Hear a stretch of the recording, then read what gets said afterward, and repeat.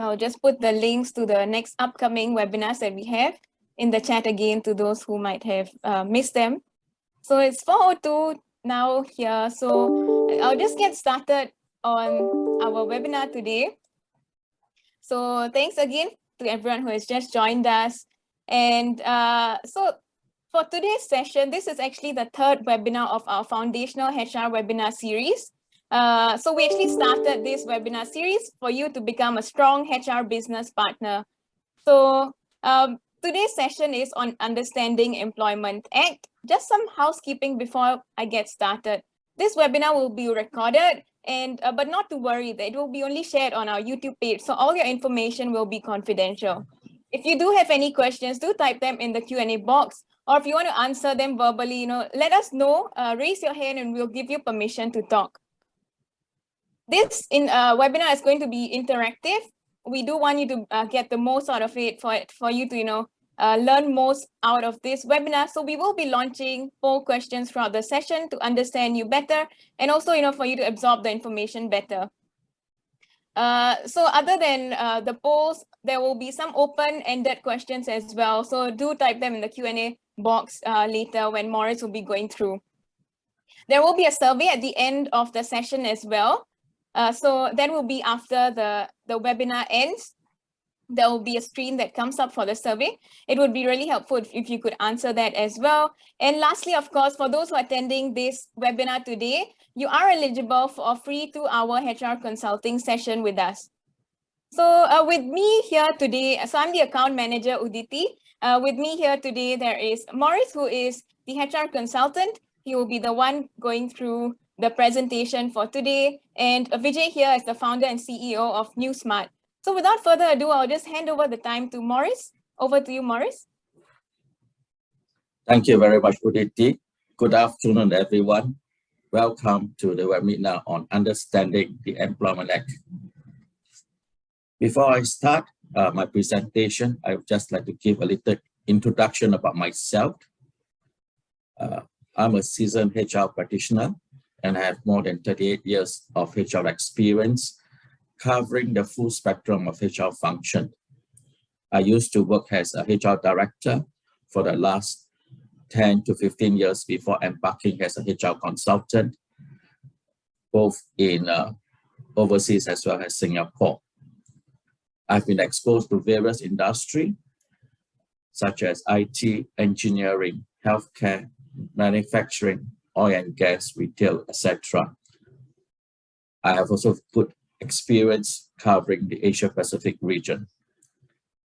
Currently, I'm a HR consultant and product manager for New Vista Technology.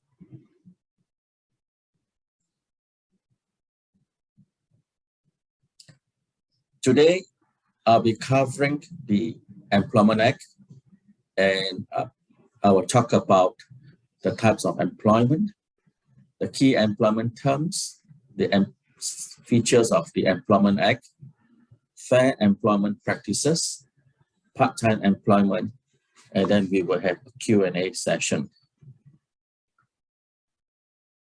Before this webinar, we did ask for the participants for questions, and I'm very happy to say that we have received a lot of questions, and I will try to answer those questions during the webinar when we cover the relevant top areas. So let me talk about NuSmart. NuSmart is part of New Vista, and New Vista was established in 2002. It is the leading provider of cloud-based integrated IT solution. We have more than 100 implementations across 10 countries. NuSmart was started in 2015, and it is a HRMS that works on NetSuite platform. We have so far implemented 30+ customers over 10 countries. Our HRMS NuSmart covers various modules ranging from recruitment and onboarding to payroll, timesheet and attendance, leave management, training, assets and loan management, performance management, expense claims. It is available both on web portal as well as mobile application, both iOS and Android as and tablet. Besides the HRMS, we also do provide HR consulting and payroll outsourcing.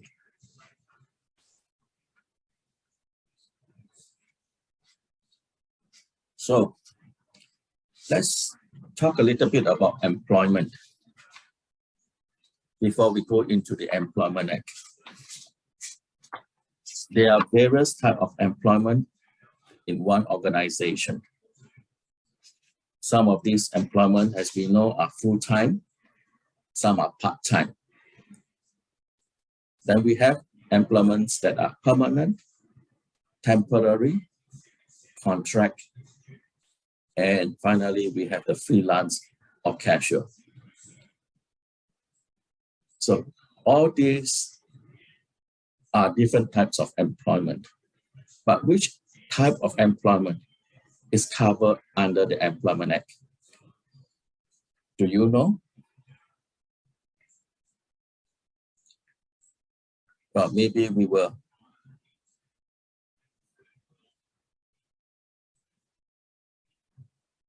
Which of these? Is it full-time, part-time, permanent, temporary, contract, or freelance? Which type of employment is covered under the Employment Act? Maybe there's a little poll here. Maybe you want to click your answer. And so that we know how well versed are you with the Employment Act.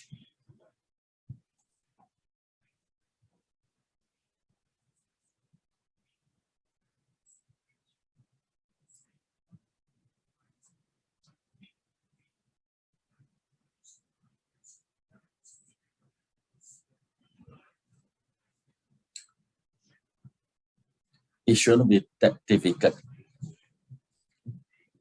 I hope we have the answer now and see what is the results.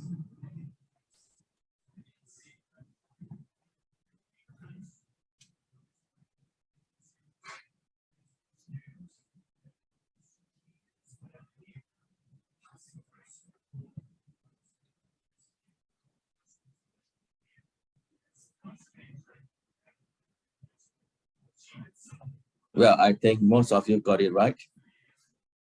Every type of employment is covered under the Employment Act except the freelance. The freelance casual is not covered under the Employment Act. Okay. Now, there is a difference because a lot of people misunderstood freelance as contract. What is the difference between contract and freelance? When we say somebody is on contract, it means someone is on a fixed period with the organization. They are employed on a fixed period. For example, on a 1-year contract or on a 2-year contract. So when we talk about contract employment, we are talking about fixed term. Most of us is employed under an indefinite contract where there is no end. The end is only when we terminate the contract.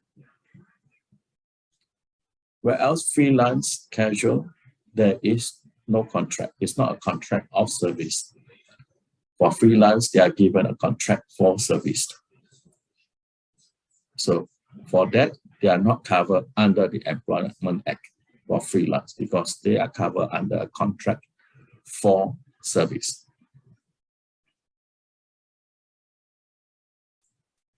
So what's the difference between the contract for service and the contract of service? Well, a contract of service is what our employment contract is. Okay? All our employment contract is a contract of service, and it is given when there is an employer-employee relationship where the employee does work or business for the employer. And of course, we are covered under the Employment Act. And there are benefits given to us, etc. Okay. So for contract for service, it is no employer-employee relationship. There is no. It is client and contractor relationship. And the contractor carry out the business on its own account. And they are not covered under the Employment Act. The client do not provide any form of benefits to the contractor in most cases. And how do we know whether a person is under a contract of service or a contract for service? Well, we will have to take a look at the kind of work. Is the work done? Is there control by the employer or the company over the person on how he does his work? Or there is no control at all. The person has a free range to do whatever he wants. He can come in anytime he wants, as long as he finishes the work. Or is the person work part of the organization? Is it integrated? Whatever he do, does it affect the other function, the other department of the organization? If it does, then there is a contract of service. If it does not, then it's a contract for service. And finally, the economy reality test is where if the contractor cause a damage and is being sued, that's the principle. The client is liable for that. If it's not, then there is a contract for service. If it is the action of the person, okay, then the employer will be liable. Now, there are terms that we use for contract of service, which is very different from the employment contract. As you know, in employment contract, we use terms like salary, job title, position, employment, confirmation, annual leave, resignation. But when we are giving a contract for service, the term for this will be different. It will not be the same. So be careful when you're drafting a contract for service. Do not use terms like salary, employment, annual leave, and so forth, or resignation. If that happens, then that contract can be construed as an employment contract, and your contract of service is actually a contract of service and not a contract for service. So be very careful when you draft the employment contract.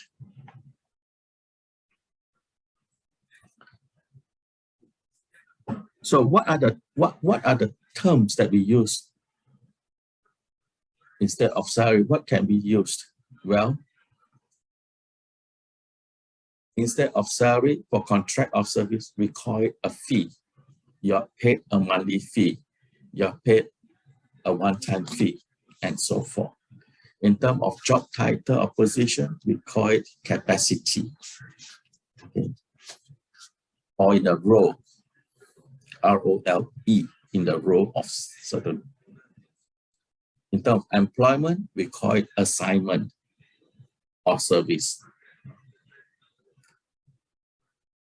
So instead of confirmation of employment, we say confirmation of service. Instead of annual leave, we call it time off. And in terms of resignation, is termination. In contract for service, there is no resignation. Either party can terminate. So please, when you draft employment for contract, be very careful. If you use the wrong term, then people will say is that your contract of service is invalid, is void. It is actually an employment contract or contract of service.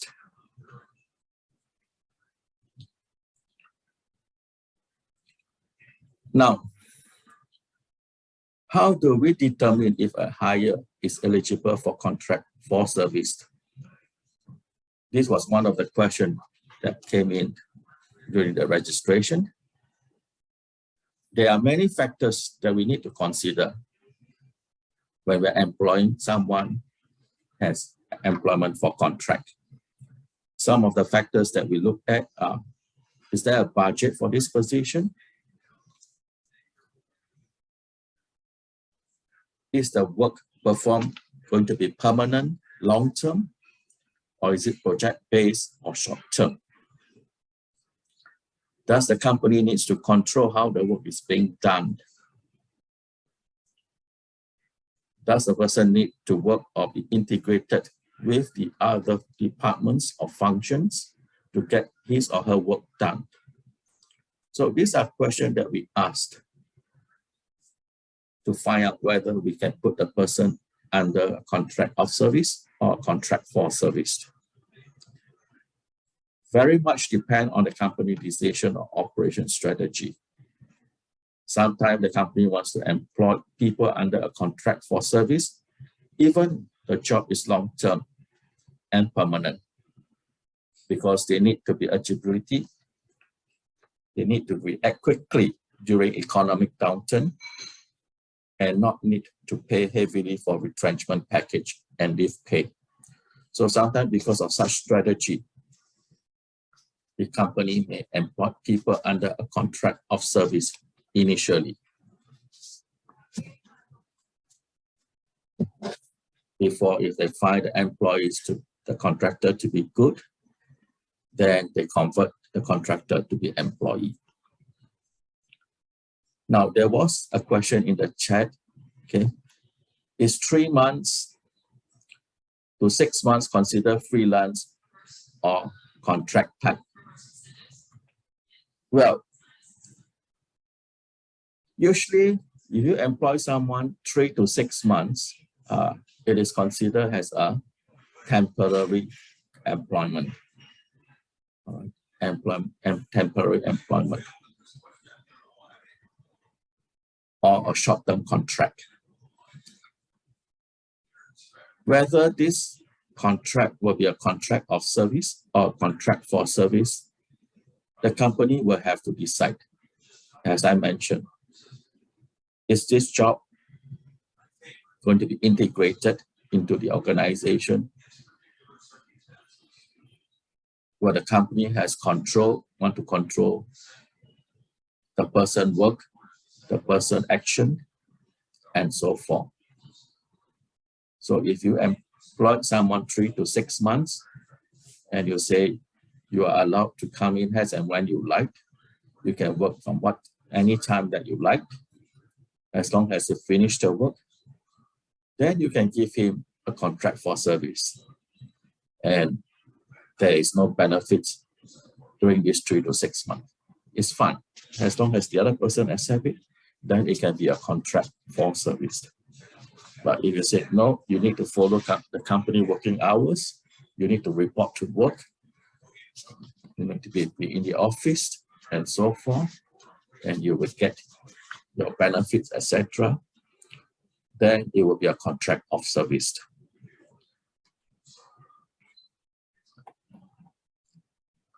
So I hope that clarified your question, whether 3 to 6 months is considered a freelance or a contract. Now, in employment, when you employ someone, you need to specify the key employment terms. This is the new requirement under the Employment Act, that all the employment of people must have a contract that specifies all the key terms.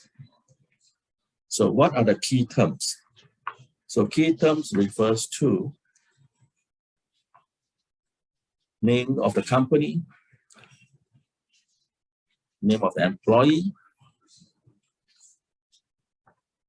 jobs and responsibility,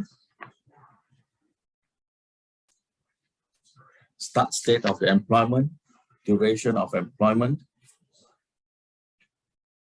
salary period, basic salary, allowances, work arrangement,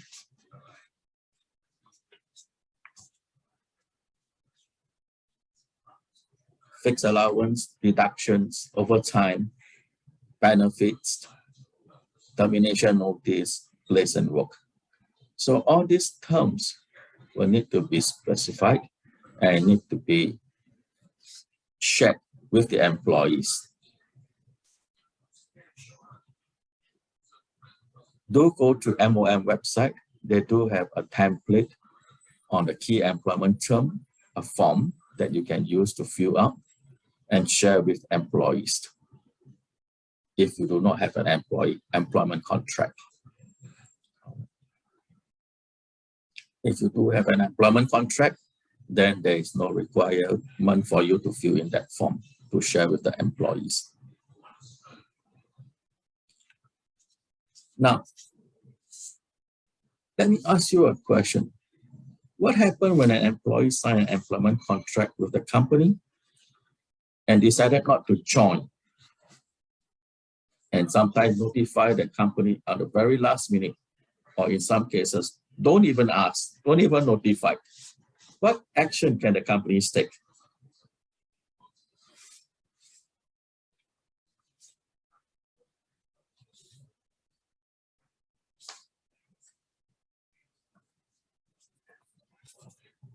What is your answer?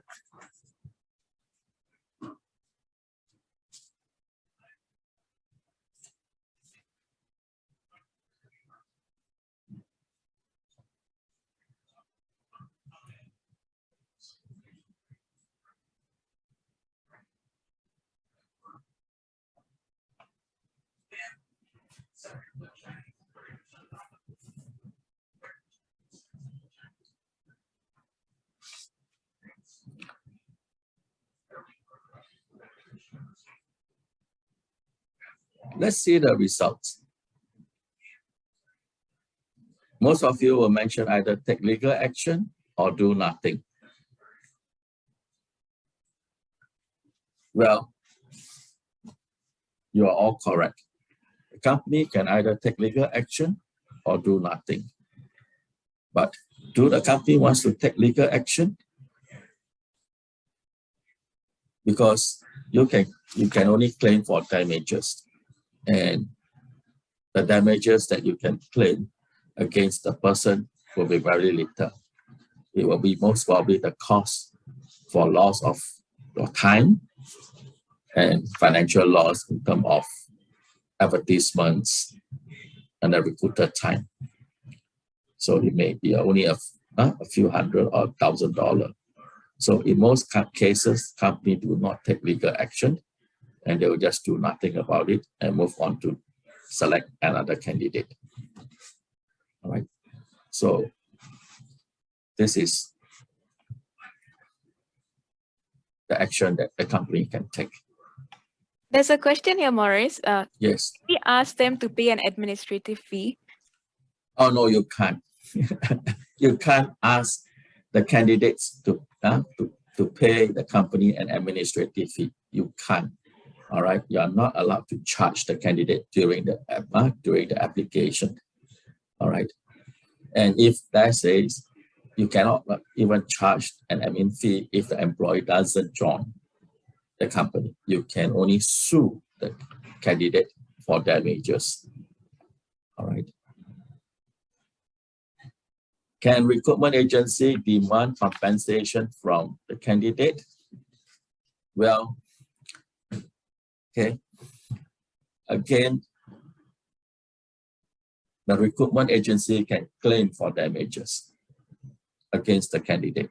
Like I said, they can claim for damages, take legal action, file for damages, but they cannot ask for a fee. That is not allowed under the law.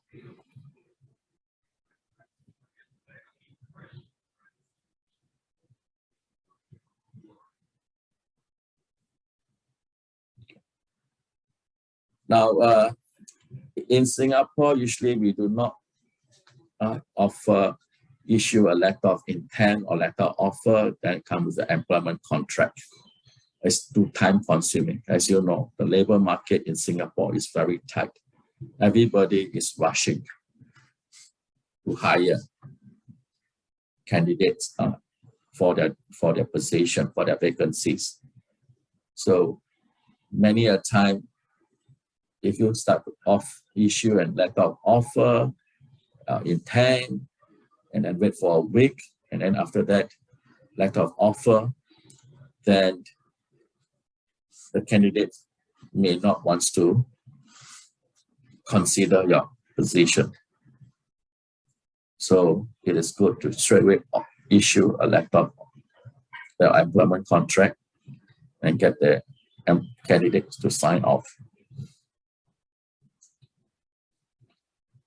And most of the case, the chances of the employee or candidates not joining for professional jobs, management jobs, are very, very low. All right. Now, of course, there are many questions that are coming in as to regarding charges for medical examination, work pass, etc., etc. Again, it all depends on the company policies. All right. Pre-employment checkup, if it's a requirement of the company or as a policy, then they should not charge the candidate. And usually we will not send a person for a medical examination immediately. It's usually on before the employee join or after the employee join. All right. So let me move on because we have a lot to cover.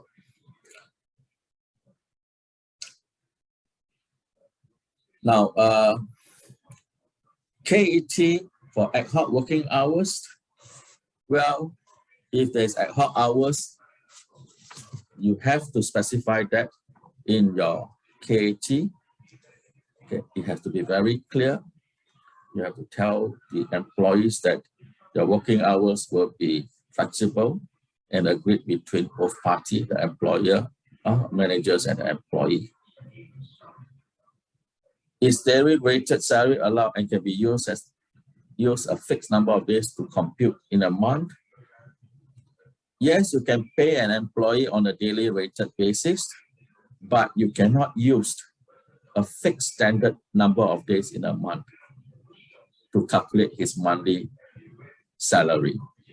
If you pay an employee on a daily rated basis, his monthly salary will be according to the number of days he works. If he works 20 days, then it will be his daily rated times 20 days. That will be his monthly salary. All right. So if you need to find out how much you earn over the last, what is his monthly salary, just take an average over 3 months, 6 months, or 12 months. Okay, let's come to the Employment Act. The Employment Act was first introduced in 1968 and is a consolidation of early legislations.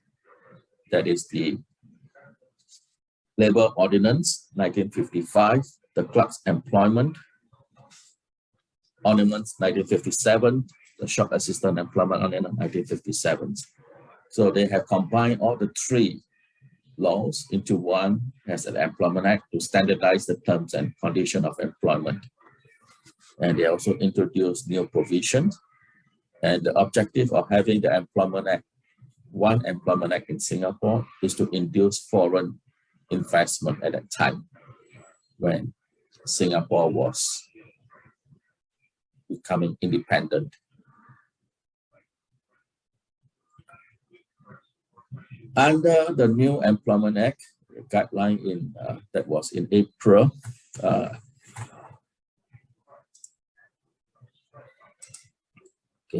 April 2019, there was a change to the Employment Act. It now specifies that all employees under an employment of service, that means an employment contract, will be covered under the Employment Act. So there are people who ask me, is manager covered under the Employment Act? Yes. Is foreign worker covered Employment Act? Yes. Okay.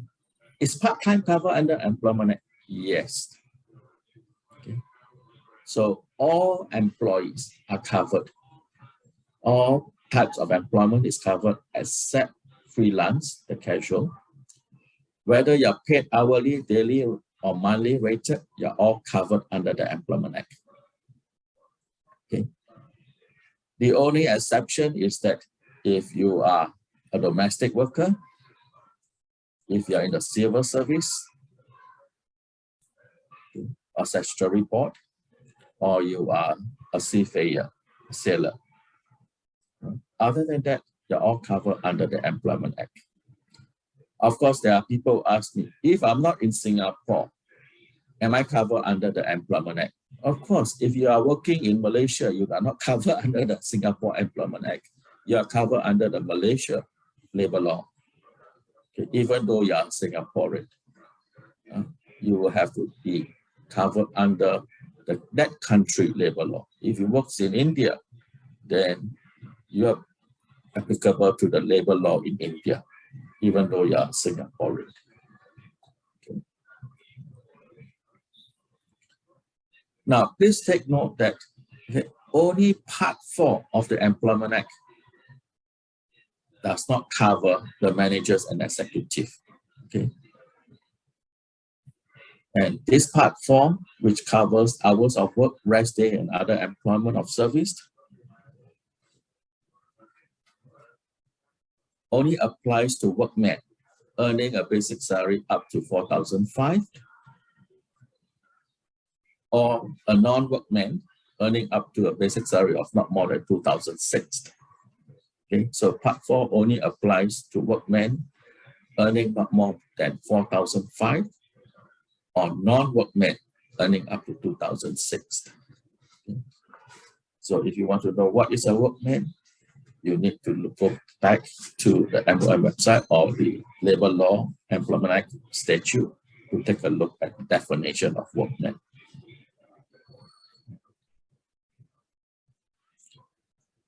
Now, what is executive?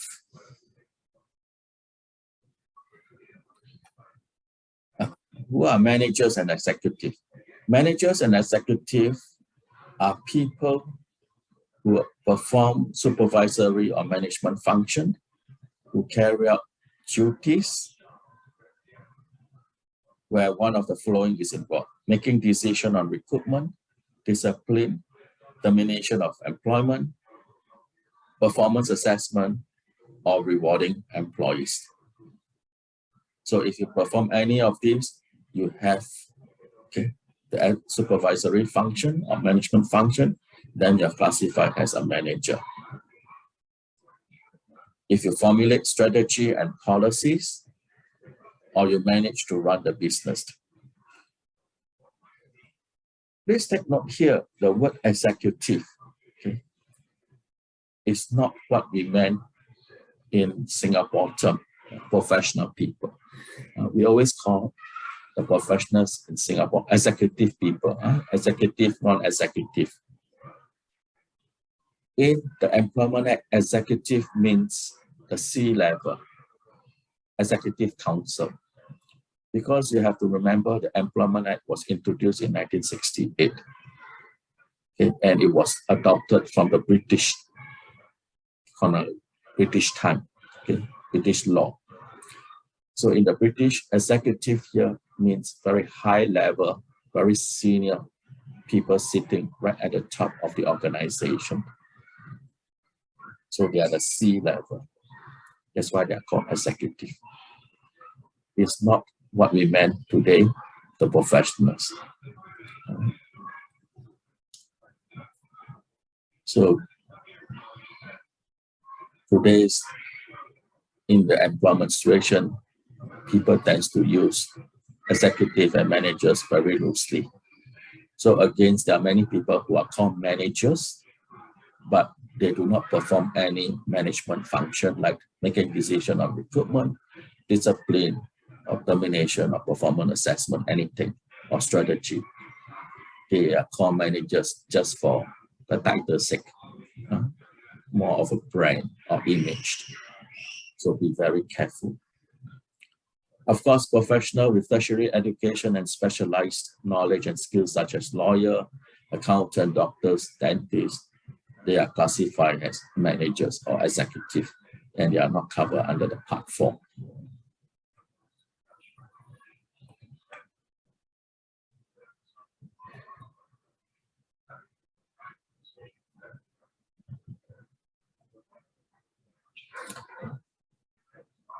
Does the Employment Act covers PMET? I already mentioned the Employment Act covers everyone's.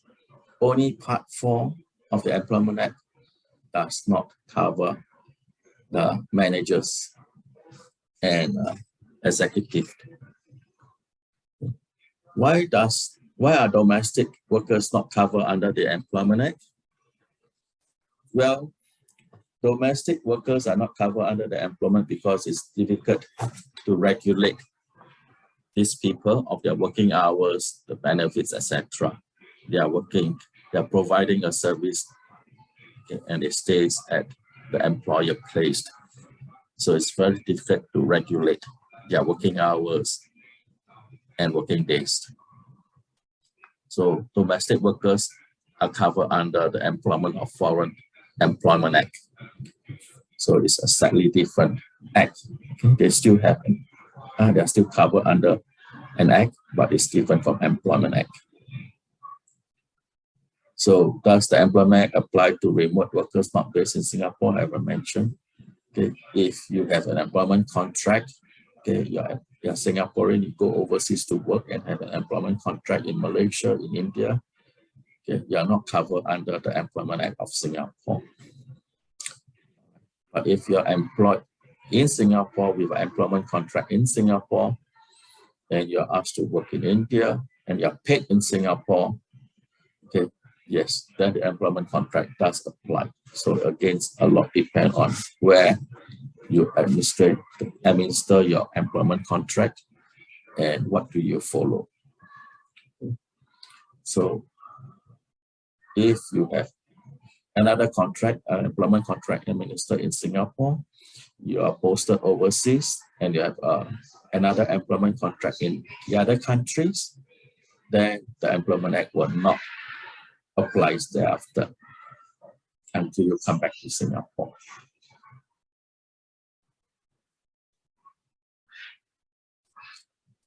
In the Employment Act, we also covers a lot of different types of leave.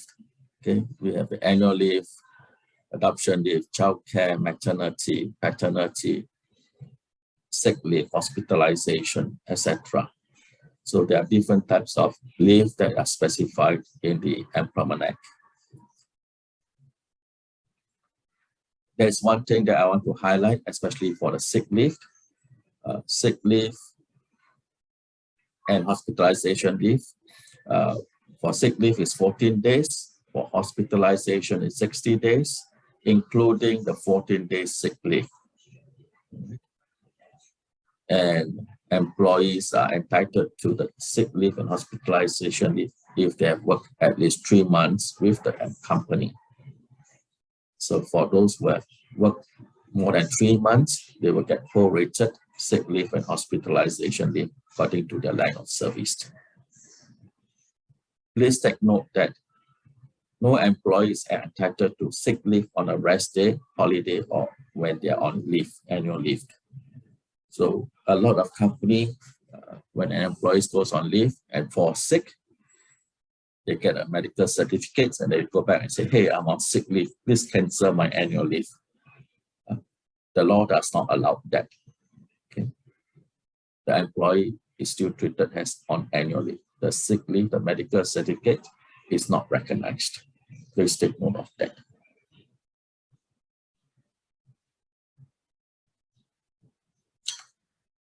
Now, if your company is providing 10 days of annual leave, while the market norm is 14 days, an employee has been requesting the management to increase their leave, what should you do?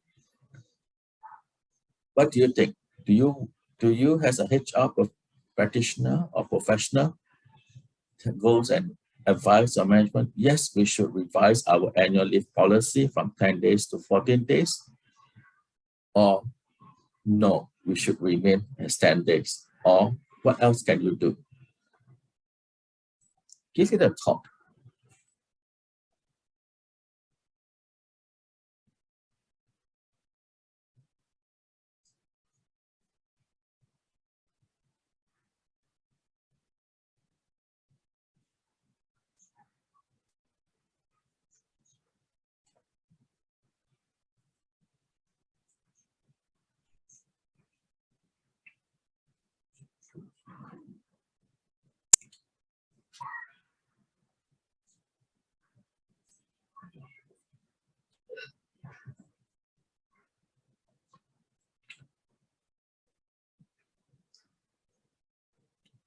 Well, the answer is very easy. If the companies, if your leave policies is not in line with the market, and you need to increase the leave policies, think of increasing other type of leave instead of annual leave. Because for annual leave, one, you have given it to them, the employees can carry forward their leave, and if they resign, the company has to encash the annual leave. And that costs money. So you can give employees other type of leave that cannot be carried forward, but earned year by year, and will not be encashed if the person resign or terminated. Okay. So it's just the same as giving them leave, but it is not something that can be carried forward or encashed. And in that way, helps to save the company, in terms of finance. So try to be creative.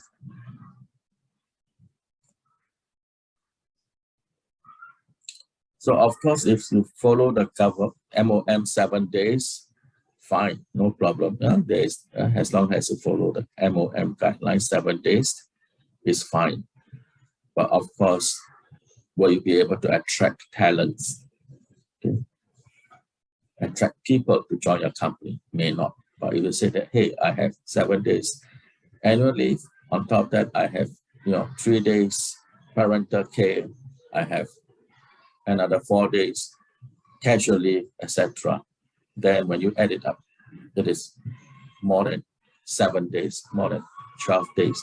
They may find very attractive, and they do not mind joining your company.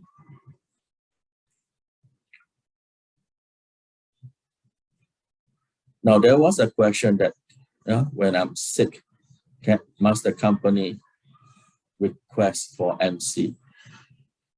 Well, if you are sick, it's usually important that you provide documentary evidence to your company, your employer, to show that you're sick. Of course, there are companies that may not require MC or medical certificate. There are companies that request medical certificate. It all depends on the company policy. Of course, with this COVID situation, if you are tested positive for COVID, you do not need to provide a medical certificate. You just have to show the test result from your ART kit to your employer, to your company, and you are there by considered as medical leave. So this is the guideline given. Of course, in the Employment Act, we talk about annual public holidays. There are 11 days of holidays in Singapore. And if a holiday falls on a rest day, the company has to replace another day as a replacement of the holiday, if not pay a 1 day's salary to the employee. And if the employee works on the public holiday, then the employee will be paid 1 extra day of salary. Please take note, it is not 2 times. When a person works on a holiday, you don't pay the person 2 times overtime. It's only 1 time. Because in a monthly rated salary employee, the holiday pay is already included in the salary. So if that person works on the holiday, he gets an extra day of salary. Of course, if the company wants to pay more than the one-time salary, it is the company discretion. The company can pay 1.5 times, can pay 2 times instead of 1 extra day. Okay. So I do know of companies, especially in the F&B, in the retail, where they need employees to work on public holiday, and they do pay extra overtime, more than the 1 extra day paid to employees who work on public holiday. And do take note that if an employee is absent on the working day before or after the holiday, the employer can deduct the 1 day from the employee's salary for the holiday if the employee is a monthly rated salary. So do take note of that.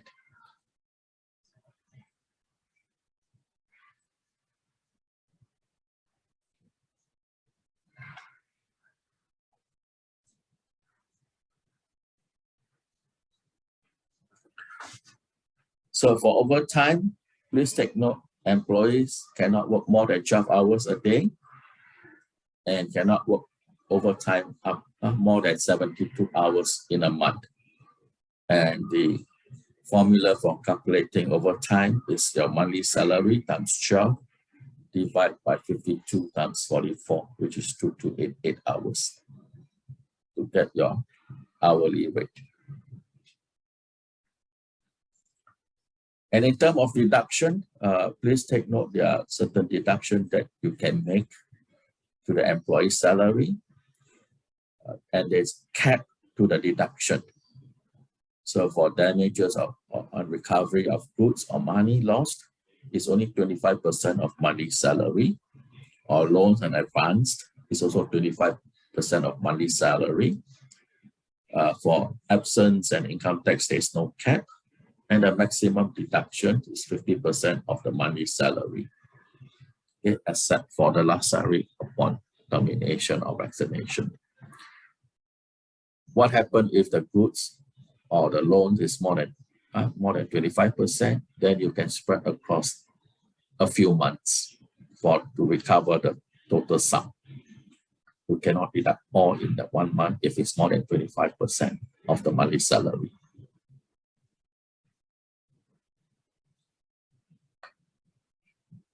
Please take note that either party can terminate the contract. Okay. So if you doesn't like to work with the company, you can terminate, and we call that vaccination. And if a company doesn't like you, the company can also terminate your contract, and that is termination. Okay. For vaccination and termination, okay, both the party needs to give the required notice period as in accordance with the employment contract. Or if you do not want to give the notice period, you can pay the other party the amount equivalent to the notice period. So if the notice period is 1 month, you pay 1 month salary in lieu of the notice. On the other hand, there is this term called dismissal. All right. Dismissal is where the company terminates the employees without giving notice or paying any compensation. Okay, so it is different from termination. Okay, employer or companies terminate you, they have to pay you notice period and encash all your leave. But for dismissal, the employer terminate your contract without notice, so it's immediate, and they don't have to pay the notice period, and they don't have to encash your leave. So for dismissal, it's usually associated with major misconduct, and the company must prove that there is strong evidence of major misconduct, and the person has been duly warned, and there is inquiry carried out, investigation carried out to prove that without doubt that the person is guilty, then the company can dismiss the employee. Right? So do not mistaken, okay, termination and dismissal. So I get a lot of questions. Can the company terminate the employees after 3 months? Well, the company can terminate as long as they pay the notice period. They don't have to give any reasons.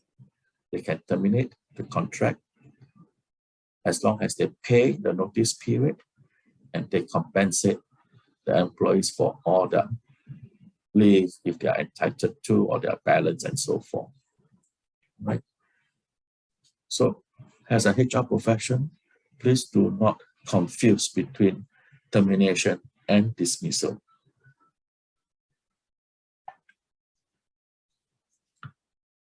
For notice period, it must be the same for both the employer and employee. So I know there are companies who say, oh, for employees, you have to give me 2 months notice if you want to resign. And for us, if we want to terminate you, we will only give you 1 month. This is an unfair clause, and the employees can take this up with MOM. All right. So for notice period, it has to be the same. And for a person who wants to resign or company wants to terminate you, it must be in writing and can be given at any time of the day, as long as during working hours. And the day of notice is also included in the notice period. And finally, either party has the right to waive the notice period without having to compensate. So if the person resigns and give 1 month notice, the employer can say, I don't need you to serve the 1 month. You can go off immediately. You don't have to serve the whole full month. You don't have to compensate me 1 month salary in lieu of notice. You don't have to. I waive all the requirements. You can go off immediately. The employer can do that. All right. Now, there are some people that ask, about notice periods. Some companies impose 2 to 3 months. Okay. Very long notice period. What is your comments?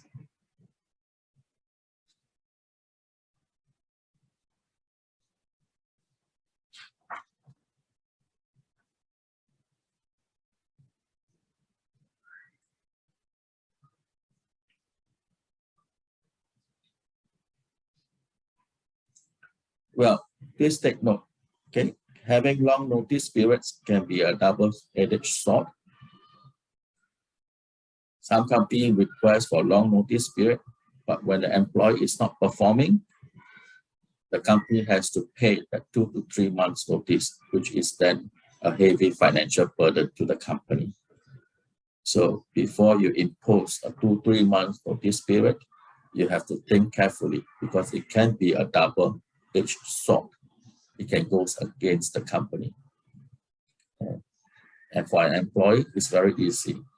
If you have to give 2 to 3 months, what happens if after the first month, the employee decide not to perform?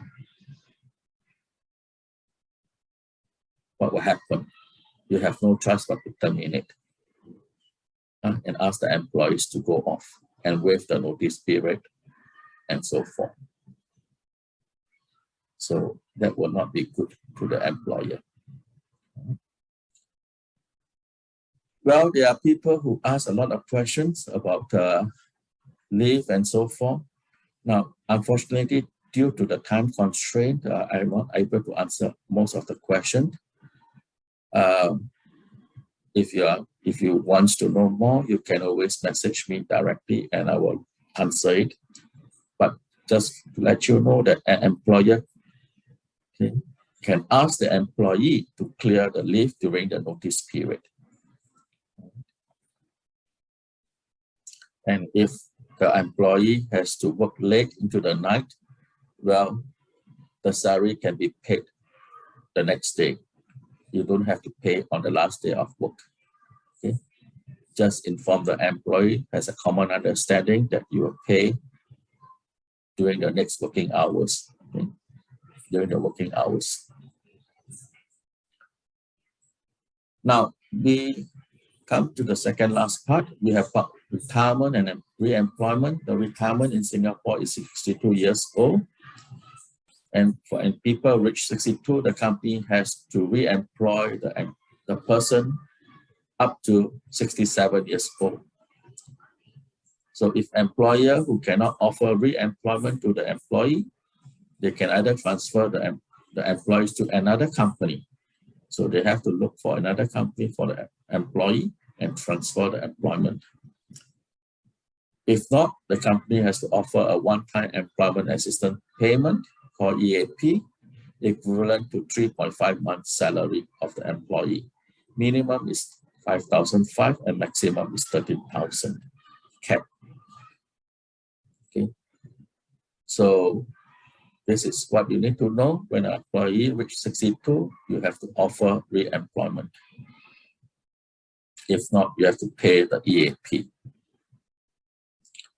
Well, there is the fair employment practice, okay, set by the Tripartite Alliance for Fair and Progressive Employment Practices. This is a three-party organization formed by the Ministry of Manpower, the Employer Federation, and NTUC, the unit. Under the fair practices, companies need to be fair in terms of the employment practices. And there are 5 principles or guidelines is that they must recruit based on merit, they must respect the employees, they must provide fair opportunity, reward fairly, and comply with all the labor law. These are the 5 principles, okay, of fair practices. In the event where the employer is found to be unfair or does not pay the employee's salary promptly or harass the employee and so forth, the employees can reach out to the Tripartite Alliances for Dispute Management, TADM, for advice and assistance. They can file claims against the employer, and the employer will be called to task by the TADM official who will then do the investigation. And if the employer is found to be guilty of wrongdoing, then the employer can be warned, can be fined, can be even be imprisoned, or both fined and imprisoned. So be very careful. Okay. So there are employers who are convicted, okay, for unfair employment practices. So make sure whatever you do, be fair to the employees. So again, if employees feel that they are being treated unfairly, discriminated, harassed, they can always approach the TADM for assistance and advice. Okay.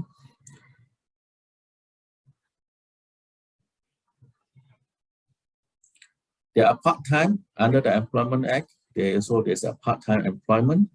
So anybody who is under an employment of service, employment contract that work less than 35 hours a week is considered as a part-timer.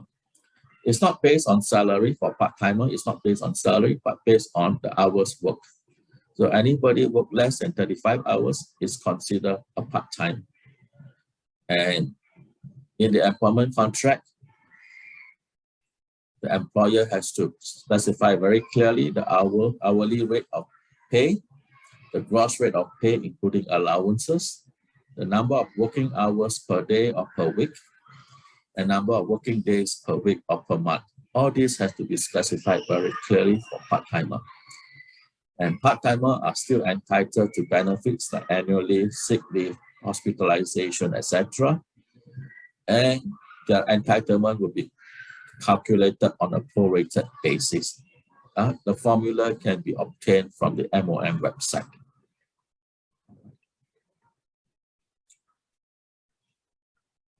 So I will skip all these questions because of time constraint. It's already 5 o'clock. So I will go on. How we can help you? As you can see, there are always a lot of questions. Blur area when you are coming to handle employee cases. Well, don't be shy. Do reach out to us. We are here to help, but we need to understand the background before we can give you advice. So tap on us. We have a consulting services, okay, where we do provide advice to the people. If you need constant advice, come to us and we can work something out and we can help you to relook at your contract, to relook at your HR policies, to advise you on how to handle difficult situations or difficult employees, etc., etc. So do reach out to us. I'll be conducting a one-day in-depth employment act course, okay, on 5th of April, because as you can see, this 1 hour, there are a lot of things to be covered, which I have not covered, and there are a lot of questions which I have not answered. So during this one day, we can definitely share more, explore more, and I can explain a lot more. So if you are interested, please sign up, and I'm happy to explain and discuss and help provide advice to all of you so that you can make your work more pleasant. We do have other webinars as well along the way. So the next one is Managing Payroll Correctly, which will be in April. So do take note, and I hope to see you in the next webinar. We have just launched a quick poll about this webinar. Do take some time to answer it. So we hope to continue to support all of you.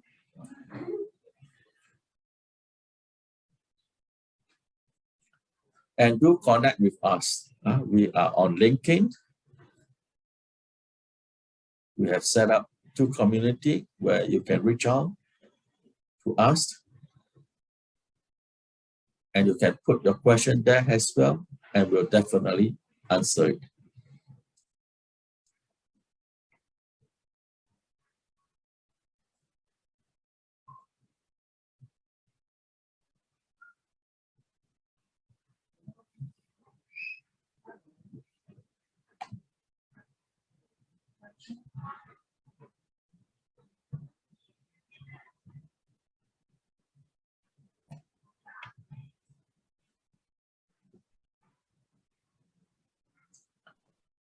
Well, I don't think we have much time for any more question and answer. So I will hand over back to Uditi. Okay, yeah. Thanks so much, Maurice. I hope for this very insightful session. And thanks everyone who has taken the time to join us today. We are very happy to have so many questions coming in, and there's always so many questions we can answer, and we apologize that we weren't able to answer everything. But do reach out to me, to Maurice. So if you have any questions, give us a background and we'll be able to help you out where necessary. If you want to just chat also, we can just chat. Do let us know. So I've left my email in the chat as well for you to be able to reach out to me. We do hope to see you for our future webinars and for you to connect with us on LinkedIn, as you see on the slide here as well. So we do have a survey at the end of this session as well, which is more of an open-ended one apart from this poll, where you can let us know if you have any other feedback around this session or you want to see any other kind of topics then do feel free to type in the survey that you'll be seeing after this session. And once again, thanks everyone for joining us. And we do hope that you have a great day ahead. Thank you. Thank you, everyone. Thank you for your time. See you next month. Yeah. Thank you.